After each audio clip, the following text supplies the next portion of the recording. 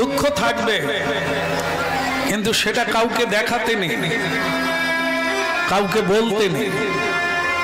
যেটা ঘরের কথা পরকে বলতে নেই। হ্যাঁ, তাই এটা অন্য কেউ বলছেন না, এ কীর্তনিয়া বলছেন না, স্বয়ং আদি পুরুষ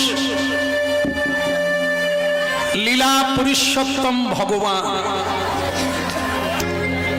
যুধিষ্ঠির মহারাজ, আপনি একজন রাজা, আপনি যদি গোমরা মুখ করে বিষণ্ণ বদনে বসে থাকেন, তাহলে আপনার রাজ্যের মানুষ সুখী হবে কি করে?